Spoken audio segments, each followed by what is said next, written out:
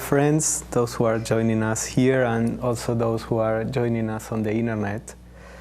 As Michelle said, this is the last talk in this series, and we are going to explore this model of theosophy of human beings and cosmos as a multi-dimensional entity. Both the cosmos and human beings are regarded as entities, if we use that word in a general way. And they are, as I said, multi-dimensional, so not just what we see with our senses.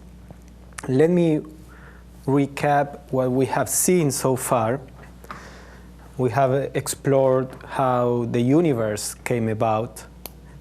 We have seen that everything came from the unity.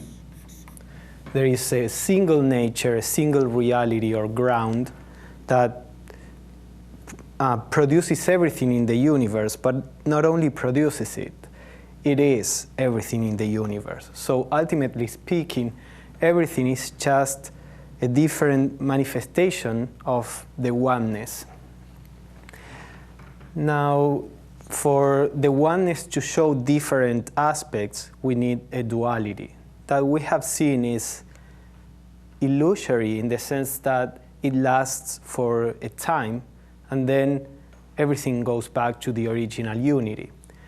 But while the universe is manifested, we have this primordial duality between what we can call spirit and matter, or consciousness and form. Now, when this oneness shows these two polarities, a third element appears, because spirit and matter are related. We could say maybe, spirit and matter are related through consciousness. Spirit being the ultimate reality in us, matter being our body, and consciousness is the manifestation of that ultimate reality through the body. What comes out of that is what we call consciousness. Or we can call this triplicity as spirit, matter, and energy.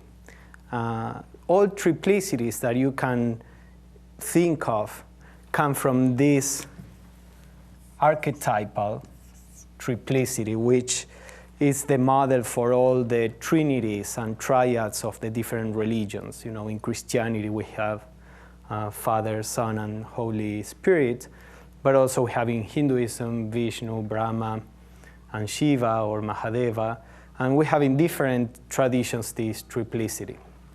So, for example, Pythagoras used to talk about the one as the monad coming from monas, which means one, and then he would say that the first manifested figure is a triangle.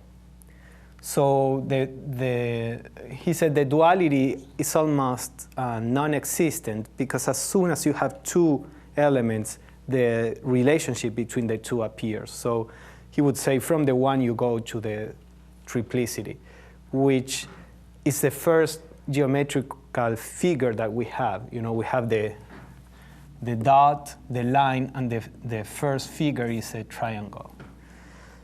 So we have seen also that from this triplicity, we come to 7 elements.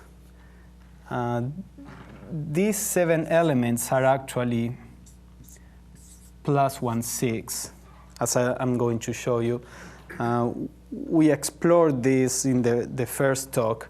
Let's suppose that this triplicity, let us draw this triangle downwards, because we are talking about the process of manifestation. So it's coming down symbolically.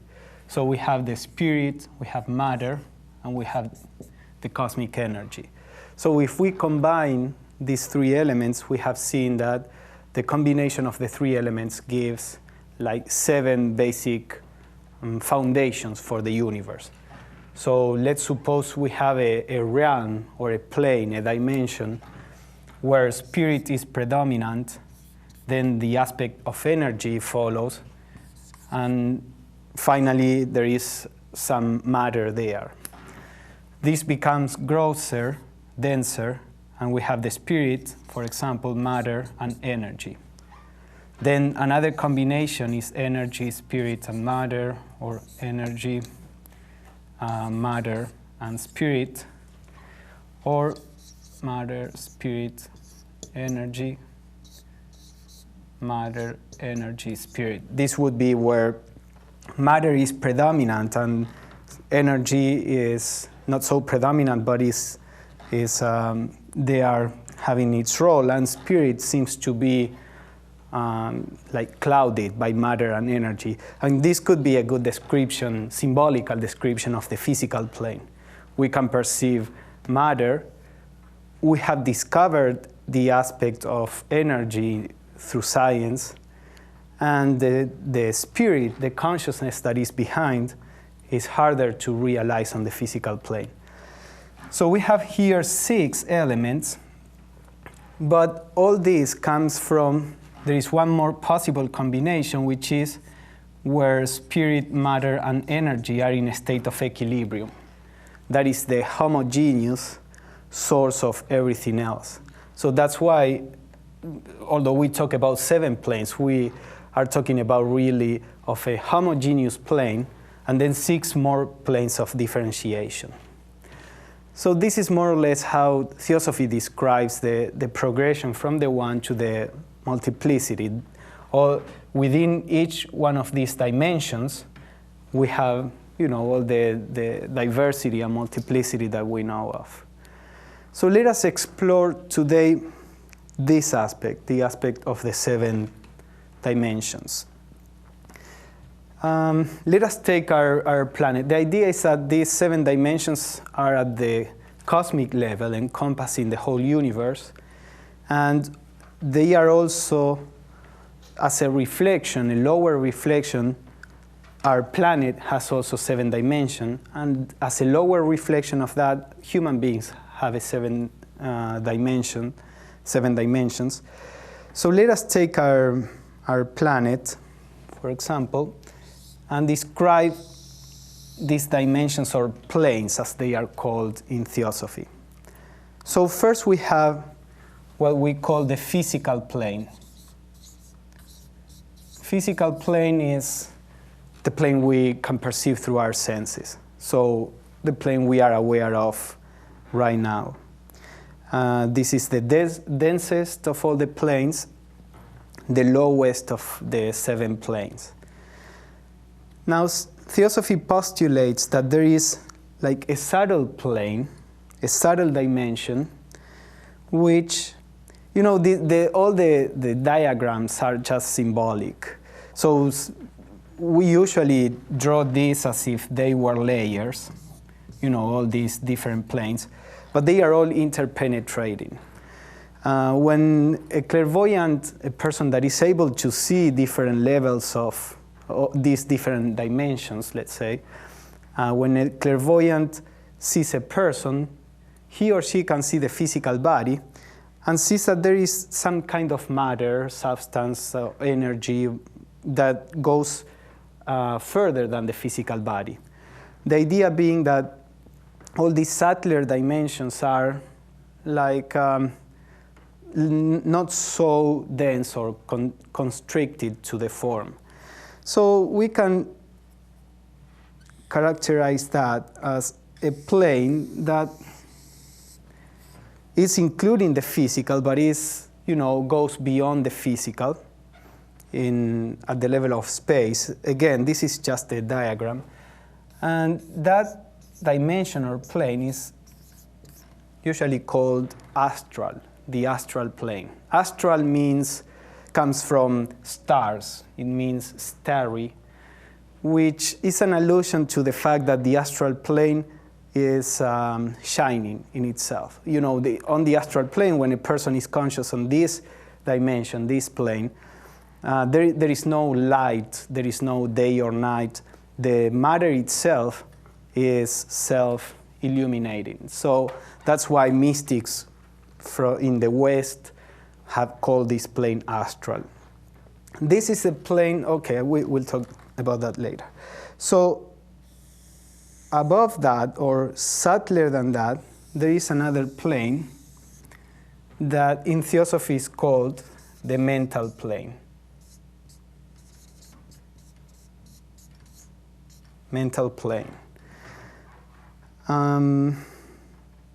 This astral plane is also sometimes called emotional. We are going to see how all this fits with a human being, but I think you can already see more or less how this goes.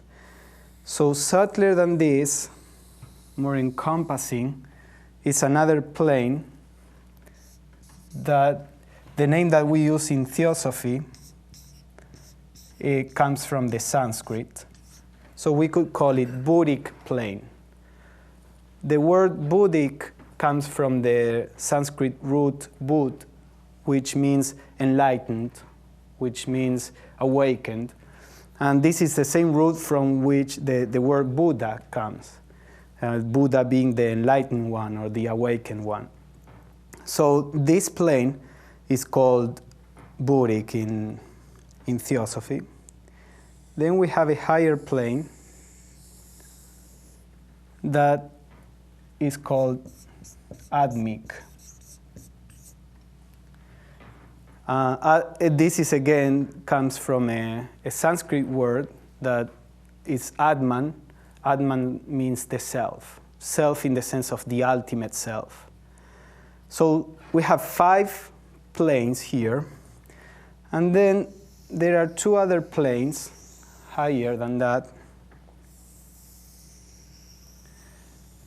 which they are not very much concerned with human evolution, as we are going to see. Annie Besant and Leadbeater used to call them Anupadaka and Adi. These are Sanskrit words. Again, Adi means the highest. Anupadaka means the one that appears without being generated. In the sense, appears spontaneously. It means parentless. And there is a reason why this plane is called like that. It's not really a production, but it's a spontaneous manifestation of Adi. But we are not going to go into this tonight. So this is the general idea. There are these 7 dimensions, and we human beings have also 7 dimensions, although our 7 dimensions are developed within these 5 planes. These 2 planes are belong to what we could call the deity or the logos. The deity not so much in the Christian sense of as an entity, but as the source of everything. So if you see, if you remember what we talked in the first talks, this would be related to, the first logos, the second logos, and manifestation begins really on the 3rd plane, which is the 3rd logos. These are the symbols that we discussed in our first talk. So here again we repeat the same pattern here. There are 2 planes which are beyond manifestation, and manifestation begins on the 3rd one. So for human beings, there are 2 planes that are beyond the reach of a normal human being, and the universe for a human being begins on the 3rd plane, which is the Atmic plane. So it's following more or less that same pattern. So let us now see how we fit in this diagram. I think it would be good if I erase some of it. Okay, we'll see if it gets too confusing, we will erase something. So we have a physical body. That's the physical body that... Yeah, I can use a different color. We have the physical body, which is the one we perceive. Now, in Theosophy, it is said that our physical body is more than what we perceive right now. We are not talking about, bodies that are beyond the physical. Within the physical plane, we have what it is called the dense body. So we could call it dense body. And then we have what is called, this body is called in different ways, but we can call it etheric body. The etheric body is like a subtle counterpart of the physical body through which life or the prana or the chi flows.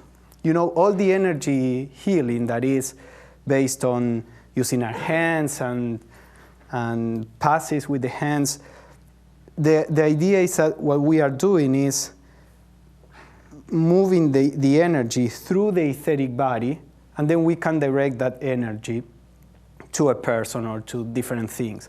Also in martial arts, many of the martial arts, especially in the East, they many times have this kind of visualization where all the energy will go to the fist.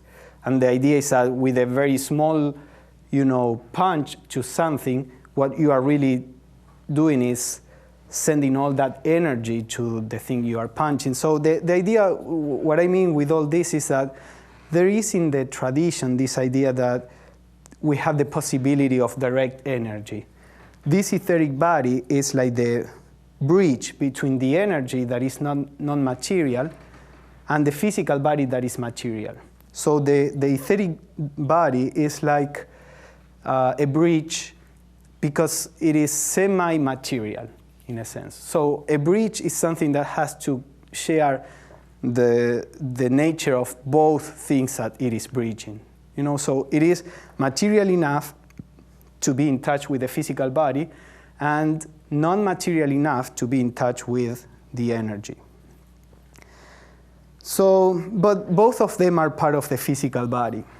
Then it is said that we have, when the clairvoyants see a person, they see that there is like an aura around the person. It's like some kind of light, usually it is seen, and it's a kind of energy or subtle matter. We really don't have words in the normal language for this. But this is what we call the emotional body. Every emotion that we feel is actually either generated or transmitted through the emotional body. So if we, for example, have a state of anger, a person that can see the emotional body would see all the disturbance on our emotional body, on our aura. The different emotions are seen as different colors. Anger is usually seen as red and like lightning, energy. Peace is seen as blue by most people, and love is seen more or less like pinkish. So the idea is that every emotion produces a particular kind of vibration which people can perceive as colors. And they are objective things. In our normal scientific view, we think that emotions and thoughts are just subjective. It's something that is happening, somewhere inside our body, but just a product of hormones and biochemical reactions. In Theosophy, we say that the emotions happen on our emotional body and they are transmitted to the physical body. So if you damage the brain, for example, and the brain cannot receive the emotions, you won't see the body responding to emotions. But that doesn't mean that the person in its wholeness is not feeling any emotions. It's just not able to transmit it to the physical body. Just like if you have a TV And if you break anything inside the TV is not going to show any image. That doesn't mean that the electromagnetic waves that come from the broadcasting station are not there. You are just breaking what has to translate those into images. So if the brain is not working, that doesn't mean that thoughts or emotions are not there. It's only that the mechanism is broken to show it on the physical plane. So in the same way, we have a subtler body that is called the mental body. Again, here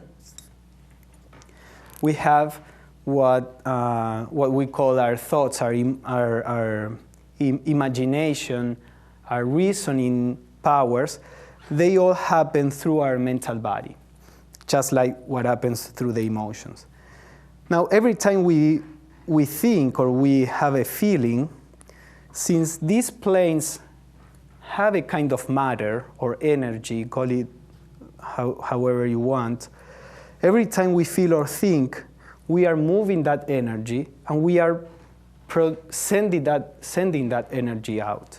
Just in the same way that when we move, we are producing an action on the physical plane. When we feel, we are producing an action on the emotional plane. And when we think, the same on the mental plane. These are many times called thought forms. And this is the basis for the idea that you can help somebody in meditation or with prayers, because we are sending our thoughts to a person, for example, or to a place, to a situation. So we have the power to a certain extent to help a little through our meditation. A little or much, it depends on how powerful our emotions and thoughts are. And with powerful, I mean how much will we have to produce a powerful, influence that can be used for good or for ill. What we call sorcery or, these curses, they are using exactly the same principles. They are trying to send certain energy to a place or to a person. And the idea is that energy will help or impair something if the recipient can respond to that energy. So, for example, if we send goodwill to a person, that will help the person only to the extent that the person can receive that goodwill. If somebody sends ill will to a person, that will affect the person only to the extent that the person will respond to ill will. So if the emotion the person usually has as part of his or her emotions, ill will, his or her emotional body will readily respond to that emotion, because we are feeding constantly that. So we are forming our emotional body to express that kind of emotion. So when we get close to people who have ill will, we may be affected by them. Now, if we try to keep purer emotions and purer thoughts, then that vibration is not perceived by us.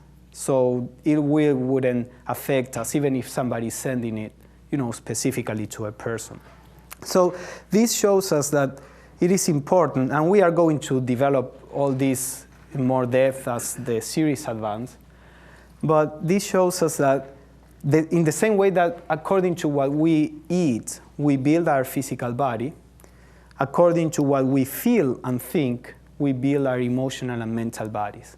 So, of course, if we don't eat well, we cannot expect to have a good physical body. And the same happens with the mental and emotional body. So these 3 or 4 bodies are what we call our personality. This is our external being.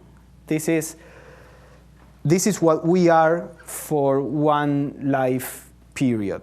We are born and we form a new dense body, a new etheric body, a new emotional body, and a new mental body.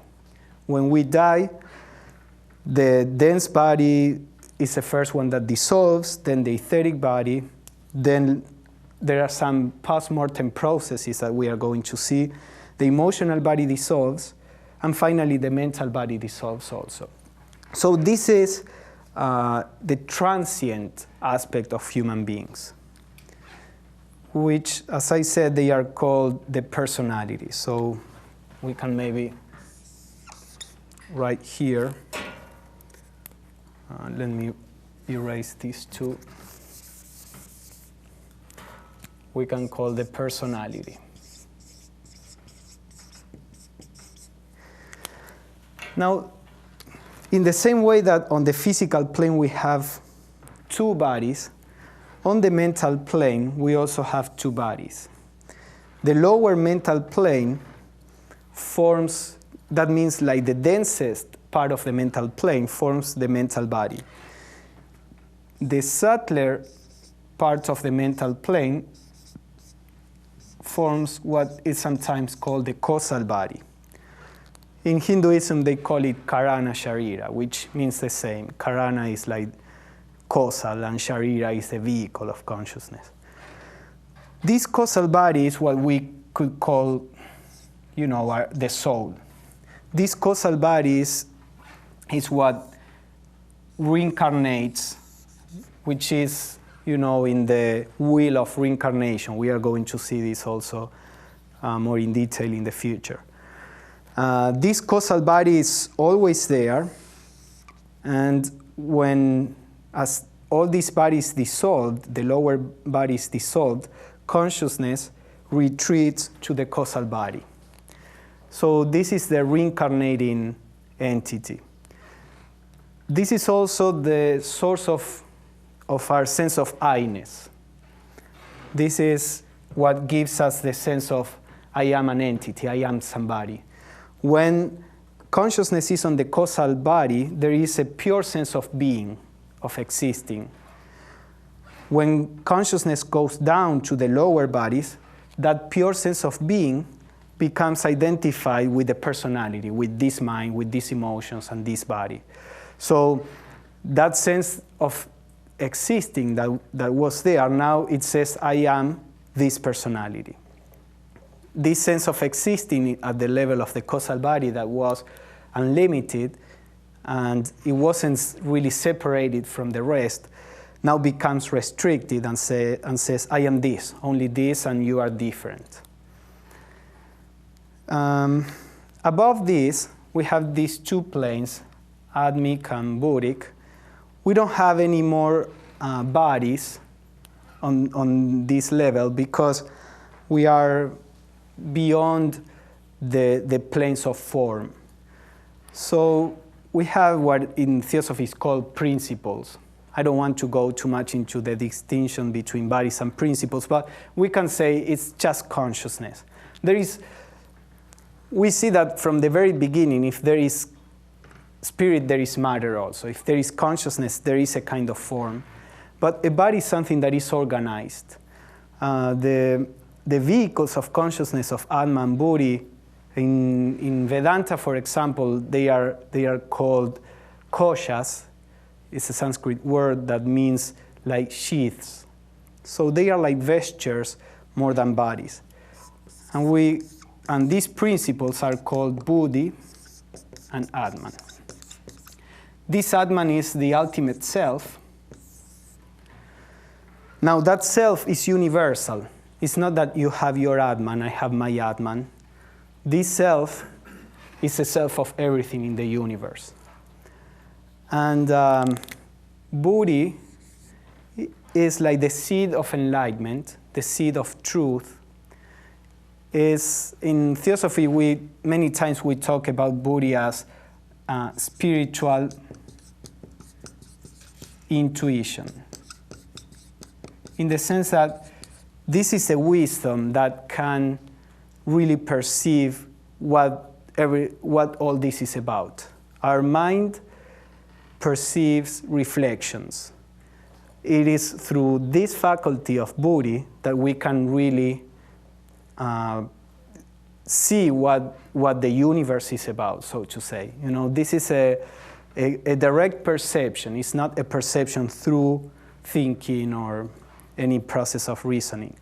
So sometimes when in meditation or when studying or even in our daily living, we realize something, we realize the truth of something, it is said that that insight comes from buddhi. So these two principles, Atma and buddhi, yeah, I don't know if we have, let me see. These two principles, okay, are called the monad. Remember, monad means one. Why is it, formed by two principles? Well, because really, actually, the monad is buddhi, and buddhi is reflecting Atman. Atman is beyond anything, everything. Atman is like the light that comes from the sun. Whatever we do here on earth cannot affect the sun. It's beyond us. But we can use the light of the sun to do different things. Let's suppose this room is dark. And there is, we have some windows here, but there is another room that has no windows. So we can use mirrors to bring the light of the sun, to the other room. Buddhi would be like the mirror that we are using to reflect Atman. And that light that we are taking to the dark room is what we call the monad. That light comes from the reflection of Atma in buddhi, the reflection of the sun in the mirror. So that's why this is called the monad and the oneness in human beings, although we talk about these being two principles. So we have the monad, we have, which is Atma and buddhi, and the monad plus the soul, let's say, forms what we call the individuality. So we have the personality, which is transient, and the individuality, which is eternal. Again, eternal, technically speaking, doesn't mean everlasting. Eternal means it will last as long as the universe lasts. But remember that we talked in one of our previous talks that the universe appears and disappears in a cyclic way. So this individuality will persist through the whole round of evolution, but then eventually will be absorbed in the one. So the whole idea in the process of evolution, and we are going to have a whole series on evolution, is that this individuality, which begins by being just a universal self, Atman is universal, we said. Buddhi is also universal. Buddhi, again, we all share buddhi. And we said that the origin of our sense of I-ness is at the level of the mind. Actually, it's at the level of the higher mind, the sense of I-ness. So the idea is that this causal body, this soul, can assimilate Atma and buddhi, can purify itself to become a perfect mirror of Atman and buddhi. When that happens, we have what we call an enlightened being. Because this enlightened being is just a vehicle for the manifestation of the universal self. Now, this universal self is manifesting through a particular center of consciousness. But it is nevertheless the universal self. Another enlightened being will manifest the same universal self through that particular set of vehicles. So what happens is that the universal self manifests in different ways. Right now, the universal self is always there, but when we talk about manifesting, we are talking about manifesting in a self-conscious way. It's a complex subject. We are going to deal with that when talking about evolution. But the point is that the whole idea of this process of evolution is that by the process of reincarnation, this causal body begins to develop so that it can reflect without distortion the universal self.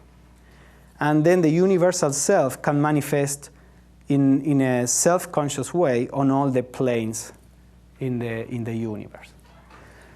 So that's more or less the model that Theosophy proposes, with these 7 planes and the 7 principles. If you see, we have 1, 2, 3, 4, 5, 6, 7 principles within the 5 lower planes. So based on this will be basic for all our further studies in everything, in evolution, on the spiritual path, the different practices. So this is more or less like the basis for that. As usually, we can open up now to comments or to questions about this. I'll wait for the mic.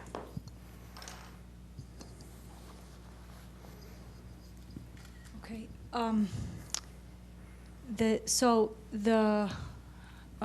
person has 2 parts. The personality is one part, and individuality is the other part. That's what's broken down there.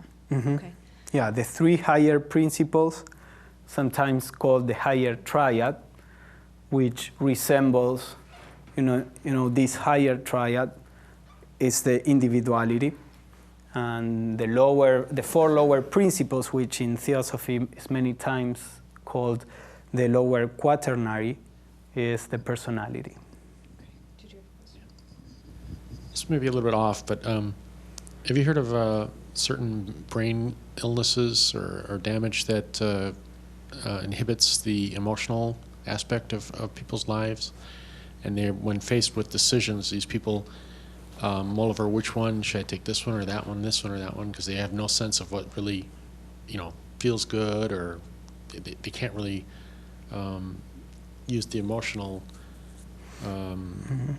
structure to keep their lives in a particular direction. They get paralyzed.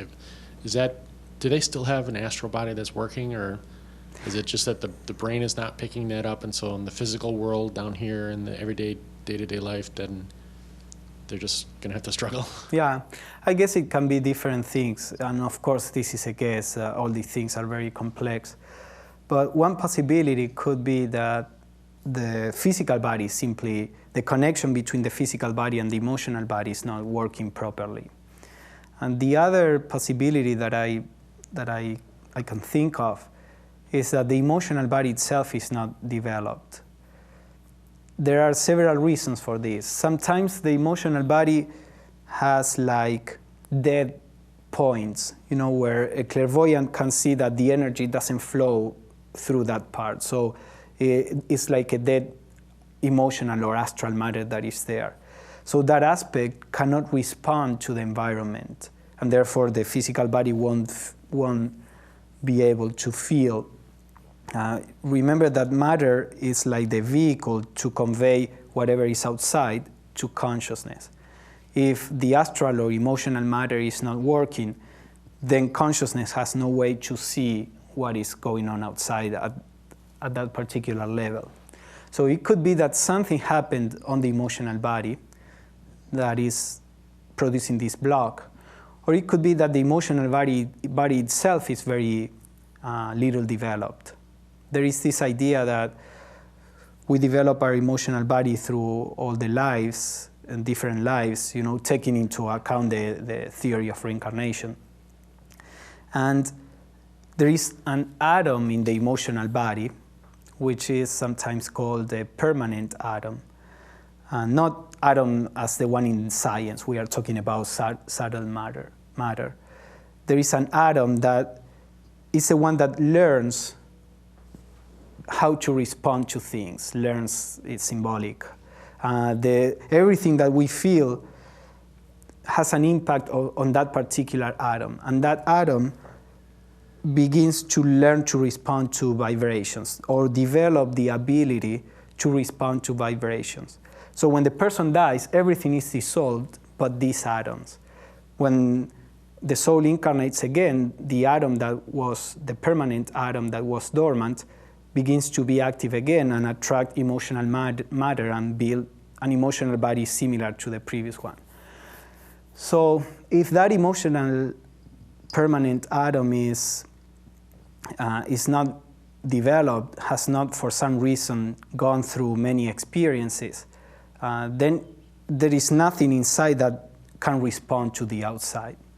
So anyway, by being exposed to situations, the permanent atom begins to acquire the ability to respond. So in the next life, now that atom will be able to respond to situations that wasn't able, in the previous life.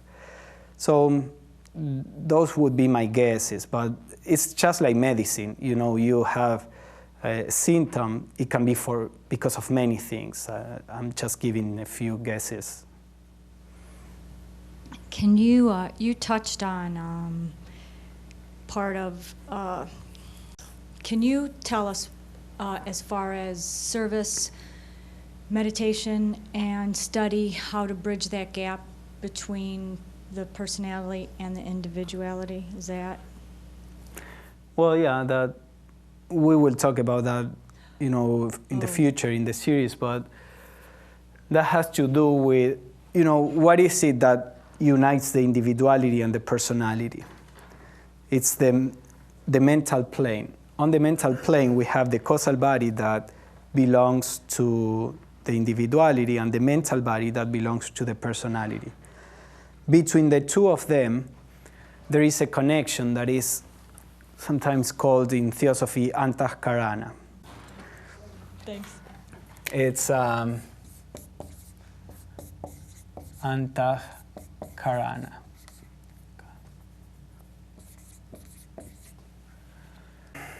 The idea is that is like a bridge between the higher mind and the lower mind. This bridge can be activated whenever we have a spiritual feeling, thought, or action.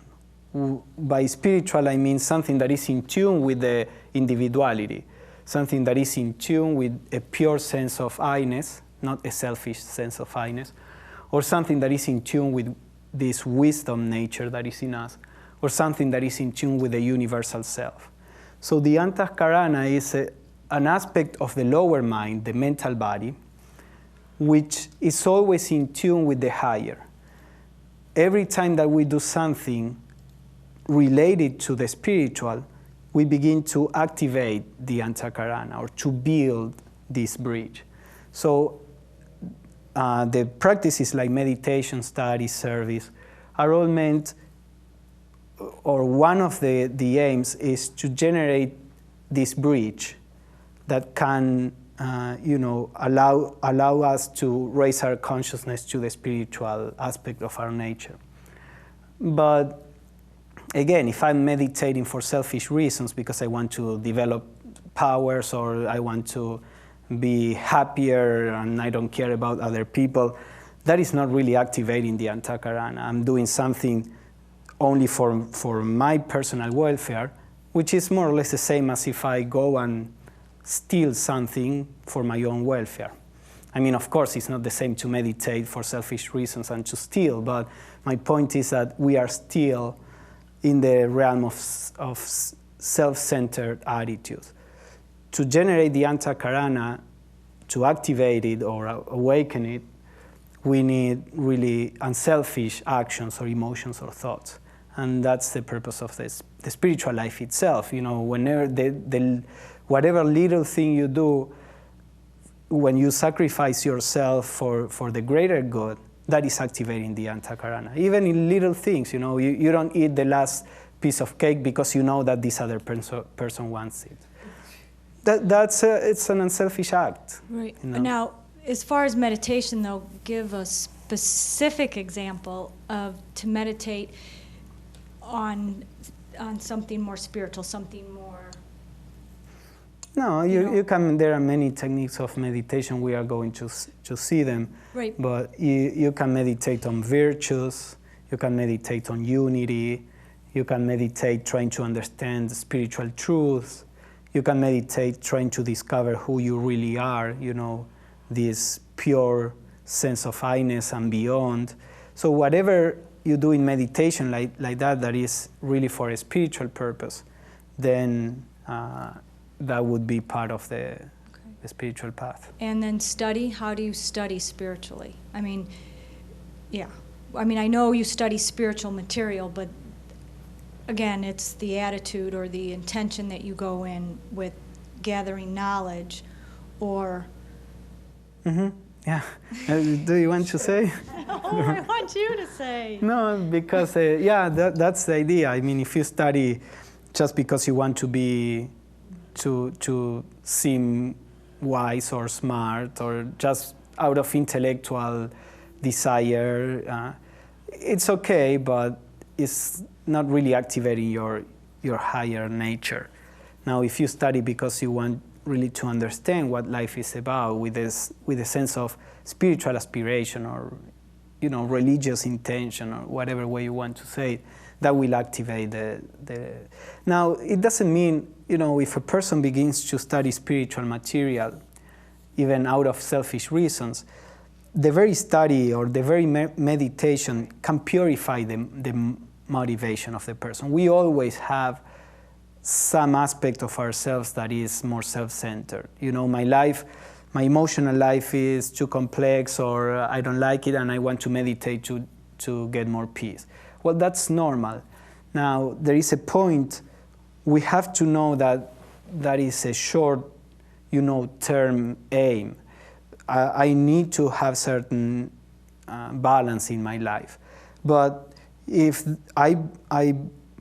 that becomes, again, a source of self-gratification, then that will stop there, and it's not really going to serve a spiritual purpose.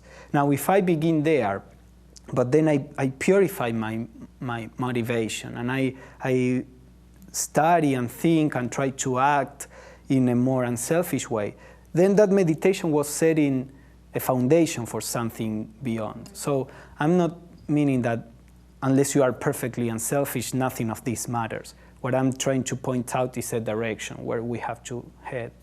And I think what I'm trying to get at, when I found out that, that to study doesn't necessarily mean intellectual study. If I study myself, or if I'm really working on myself in order to be a better person, or if I'm pondering on a problem, say with my kids, and I'm really trying to find an answer, those are things that are going to bridge that that gap there. If I'm meditating, to help others, that's something. Because I think for me, I thought that you can't bridge that gap in your regular life. You have to come to a center and be more spiritual. But it really was interesting or helpful for me to know that, that those three pillars, study, meditation, and service, there were ways to bridge that gap in stuff that I can do every day. Yeah. And it has to be there. Right. If I'm folding the clothes, I'm paying attention to what I'm doing, and I'm folding them perfectly. Or if I'm sending an email, instead of having a pre-written name on it, I write my name out and I do it consciously. Just things like those are things that I found for me were helpful, that I could do effortlessly. I think you're doing more than you think, and that is, if you're folding your kids' clothes for your kids, that's it. Right. If you're learning something to teach other people, that's it. Right. That's what's helpful for me.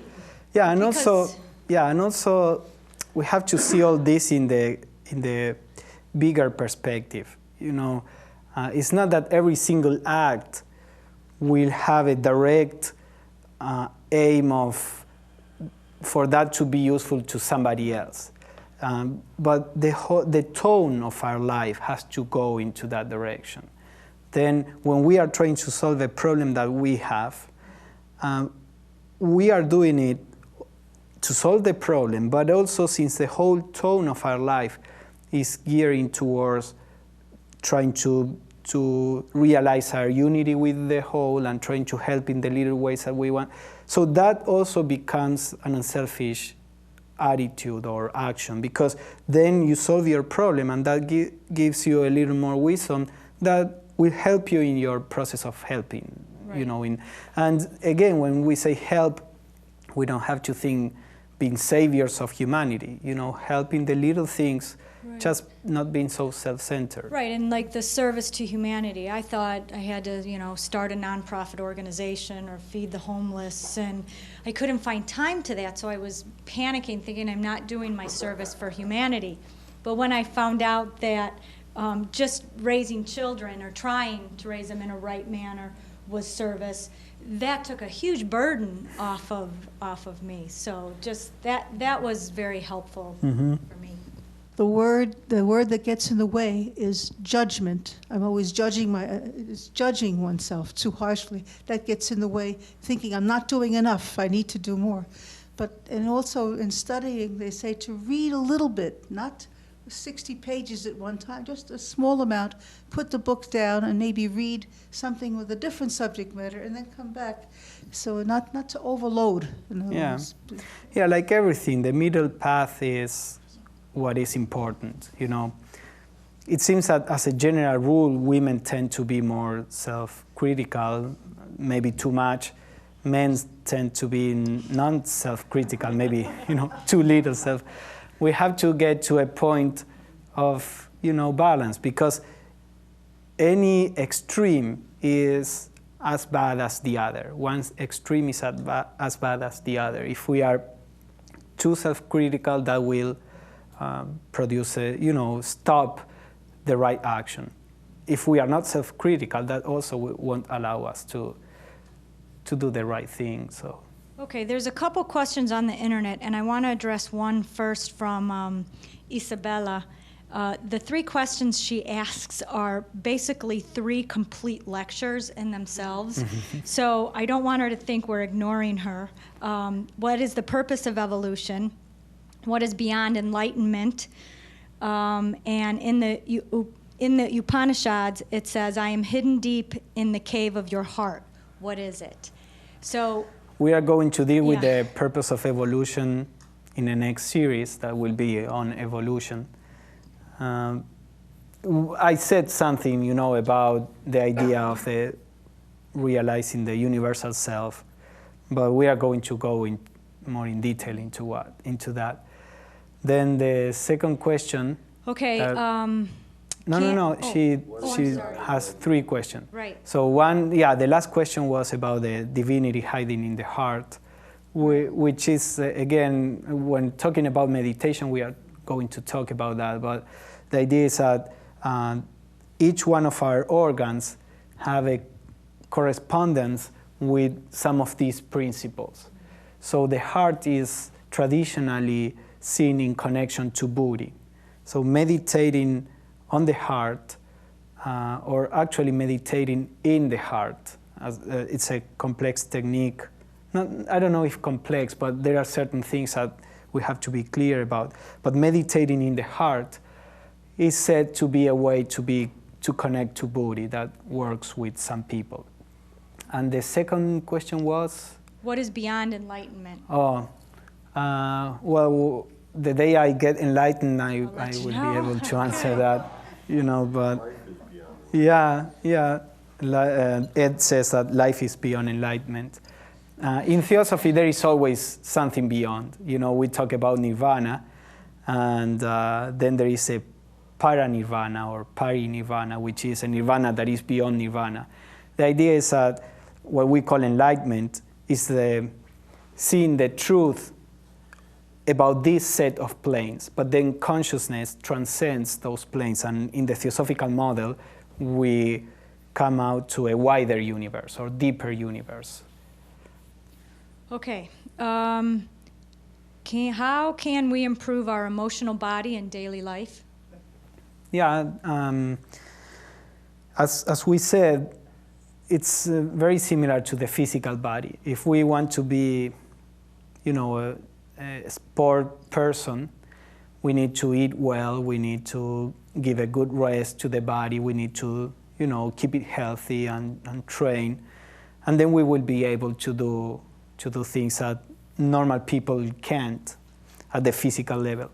So in the same way, our emotional body is kept healthy by having healthy emotions, by having times of rest, which can be afforded by meditation. For example, if we can devote a few minutes of meditation, that could be a place to, slow down our emotions, or walking outside, or being in silence in a park. It's good if we can find some moments of rest.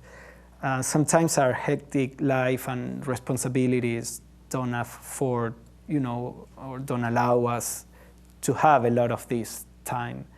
But it helps the emotional aspects. But basically, I would say trying to work on our emotions, so that the emotions that are more related with, we all know, with hate or anger or this and that, can little by little have less of a place in our consciousness. And that is not easy to do. In fact, it's in part the purpose of life, So just by living the spiritual life, our emotions, little by little, begin to be more poised, and try to. Something that I think helps also is trying to engage in activities where we are doing things for a greater good, and we are not so self-centered. Because many times the emotional problem is one of self-centeredness. We are too focused on ourselves, and we see everything out of perspective. So many times, as a practical thing, it's good to engage in whatever you can, where you are doing something for a greater good. Or even if you have, you are too busy raising your kids, but if you can take it in that way, as a service, then that would be also part of something that can help your emotional nature. Okay, last question. In 30 seconds, can you explain more about Adi and Anupadika?